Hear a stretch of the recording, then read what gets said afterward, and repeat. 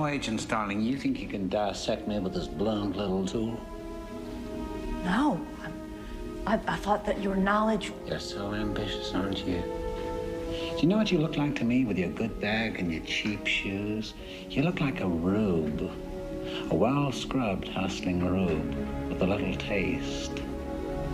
Good nutrition's given you some length of bone, but you're not more than one generation from poor white trash, are you, Agent Starling? Yeah, so I creepy. forget. This movie is so good. Well, a new book documents Hannibal Lecter's journey from terrifying villain to unexpectedly adored anti-hero. Also dives into the untold life and career of Thomas Harris, the author who created the famous character. Hannibal Lecter, A Life, was written by Brian Raftery, and he joins us now. Thanks for being with us. Thank you for having me. So how has this morphed from, I know we're in this era of true crime, but how has someone who's despicable as Hannibal Lecter become kind of this anti-hero?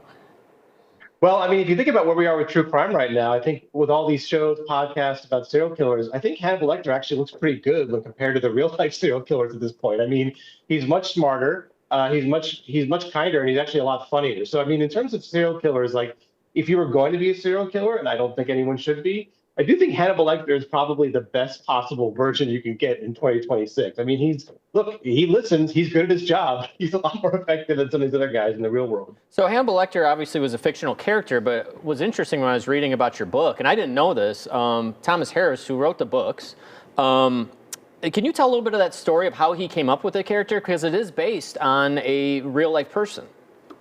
Well, he actually, he was a reporter. He grew up in the South and he became a reporter especially in parts of Texas and Mexico. And during that time, he encountered a lot of real life killers. And he also heard stories of killers when he was younger. So while there's not like one Hannibal Lecter, what I think he did over the years is just sort of pull from, there was a killer he met in a Mexican prison. There was a killer he heard about growing up in the South. And what he did was he sort of took all of these stories from all of these killers over decades and decades of American history and kind of cannibalized them all, I guess, for Hannibal Lecter, which I think is why the character feels so real in a lot of ways, even though he does these outrageous things. Little parts of him are taken from other killers throughout history. And a lot of the other killers in Tom Harris's books, like Buffalo Bill, are also inspired by real life serial killers. So when he was a reporter for the Associated Press, he also spent a lot of time at the FBI when that behavioral unit, profiler unit, was just starting. Is that correct? Yeah, I mean, Tom Harris was as a reporter, he was very smart. He was moving into writing novels. He wrote a hit novel. And then he called up the FBI in the late 70s and said, hey, I'm interested in doing a book on serial killers and people who try to catch them. And can I come in and talk to some experts there? So he met with agents from the behavioral science unit, which was a pretty young unit at this point. I mean, now we all know about it through TV shows, but he met with some people who were working on pursuing serial killers, and he folded a lot of that research into his first Hannibal Lecter novel, which is called Red Dragon, which is a fantastic read and has tons and tons of detail about lasers and science and labs and forensics that I think gave that book a real kind of chilling reality and a real power. Yeah, and we're just showing a clip from the movie, obviously, and just how impactful that movie was.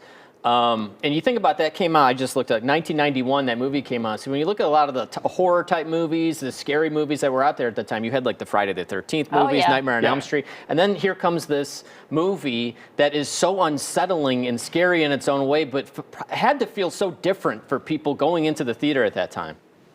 Yeah, absolutely. I mean, like you said, you're coming at the end of the 80s, and I think the slasher genre had kind of wound down a little bit. So suddenly you have this very kind of reserved, not super gory, basically kind of a strange kind of platonic love story between the serial killer and this FBI agent. And I think people were completely knocked out by the fact that a movie this scary could also be this good. I love horror movies, but a lot of the ones toward the late 80s were getting a little junky. And here is for me the first kind of scary movie that I thought, oh, this is actually a really well-made film. And Silence of the Lambs, people forget, it won 5 Oscars, including Best Picture. And this was not at a time when a horror movie was going to win Oscars. So the acclaim it got at the time makes total sense. If you look at the relationship between Jodie Foster and Anthony Hopkins' character, even now, 35 years later, it's incredibly powerful and actually weirdly kind of moving. What did Thomas Harris think of the movie? There's been many, Tom Harris has given maybe 3 interviews over the last 50 years. So he has never publicly commented. So there's rumors that he never saw it. However, one person I spoke to did say they talked to him in the mid '90s and watched the Oscars, and he was kind of like, "Hey, this is kind of cool." He was kind of proud of it. But he's never commented publicly on the film itself, and he's basically never commented publicly except for a couple of talks a few years ago. He's very, very a true literary recluse. Wow. Do you find it kind of odd that you're writing a book about a fictional character? Yes. I had to like look back when I'm like, wait a minute, he's not Yeah. real. This is fictional. So how do you get a whole book out of that?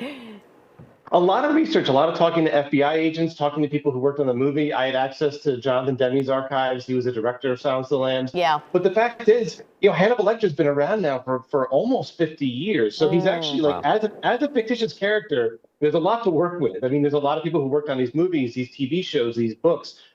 There's very few characters who I think have had this kind of really long lifespan in not only on screen and on the page, but also in our real political world. Donald Trump was talking about Hannibal Lecter quite a bit a few years ago. So he's always in the conversation, even if he's kind of in the shadows. Yeah, it's a pop culture icon for sure. The book is Hannibal Lecter, A Life. You can find Brian on his website. Thanks so much for joining us Brian. today. Fascinating. Thank you. This is great. Thank you. Take care.